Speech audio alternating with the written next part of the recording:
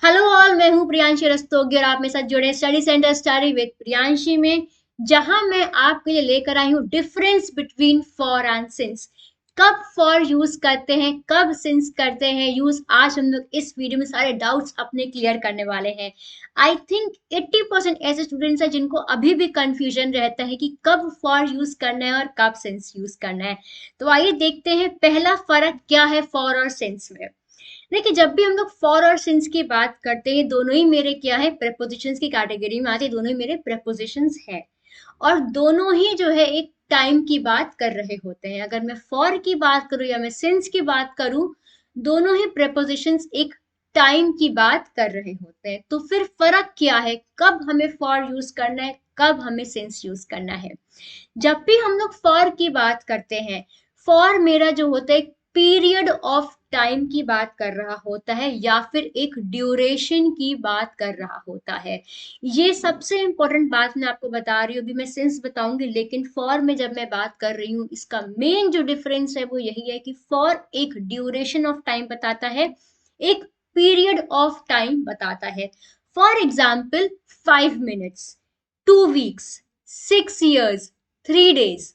ये आप तब समझेंगे इसका फर्क जब आपको मैं सिंस भी बता दूंगी। लेकिन अगर मैं एग्जाम्पल की बात करूं, for means from the beginning of the period to the end of the period. मतलब एक पीरियड की स्टार्टिंग से लेके पीरियड के एंड का जो टाइम है, जो ड्यूरेशन है, उसके लिए हम फॉर यूज करते हैं। For example, he studies for 2 hours every day. वो रोज 2 घंटे पढ़ता है। 2 घंटे की बात हो रही है, फुल कंप्लीट मतलब बिगिनिंग से लेके एंड ऑफ द पीरियड, पूरे दिन में वो 2 घंटे ही पढ़ाई करता है। राइट।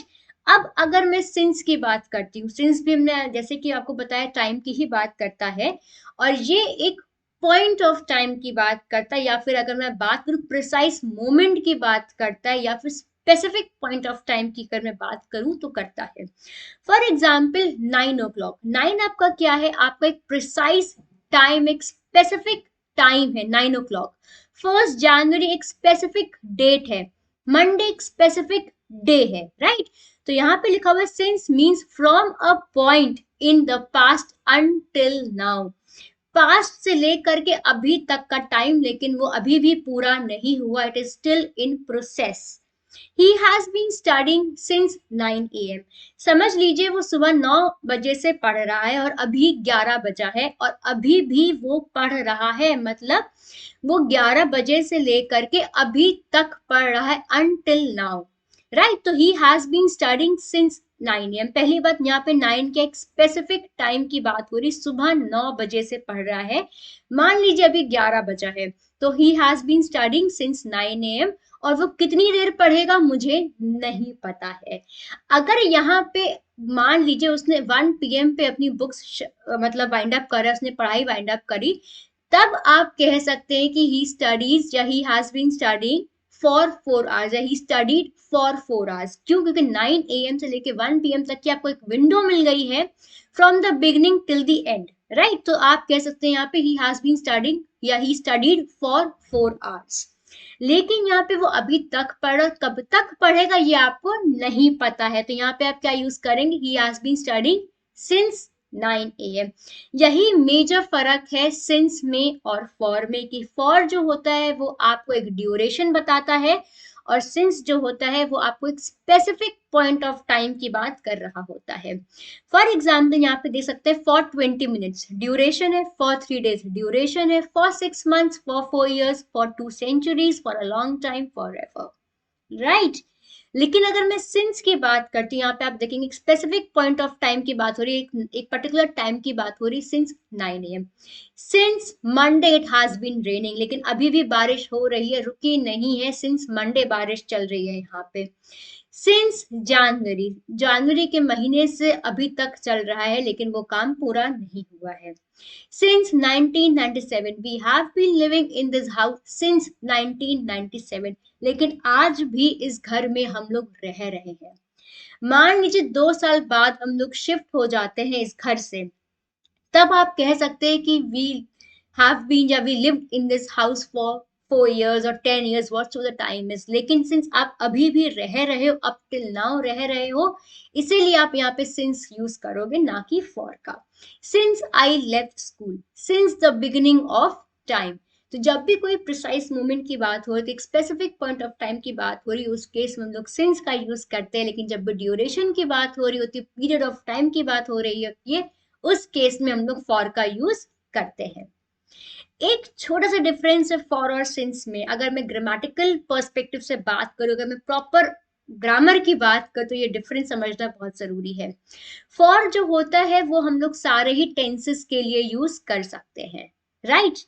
सिंस में हम लोग नहीं यूज कर पाएंगे, अभी बताते सिंस हम लोग कब यूज कर सकते हैं। लेकिन अगर मैं फॉर की बात करूं, for can be used with all the tenses. They study for 2 hours every day, simple present tense है कि भाई वो 2 घंटा रोज पढ़ाई करते हैं। They are studying for 3 hours today, simple present continuous कि वो अभी भी पढ़ रहे हैं 3 घंटे से, right. He has lived in Bangkok for a long time, past perfect. तो आप देख सकते हैं, आपको टेंस अच्छा कमांड है आप लोगों को, तो आप समझ सकते हैं कि सारे टेंसेस में फॉर का यूसेज बिल्कुल करेक्ट करा गया है। अब अगर मैं सिंस की बात करती हूँ, सिंस हमेशा हमारा परफेक्ट टेंसेस के लिए यूज होता है। He has been here since 9 AM, he has been working here since 2005।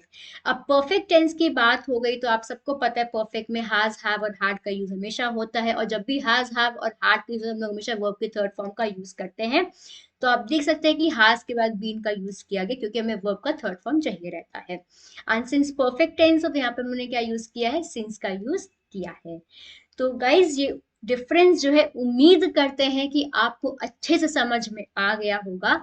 अगर अभी भी कोई डाउट रह जाता है आप लोग के मन में, तो डाउट बिल्कुल मत रखिएगा। डिस्क्रिप्शन बॉक्स में आपको मेरा व्हाट्सएप नंबर मिल जाएगा, मेरा Telegram ID, Facebook page ID, सारी आईडीज आपको वहां मिल जाएंगी। आप वहां जाकर देख सकते हो और मुझसे वहां भी कनेक्ट कर सकते हैं।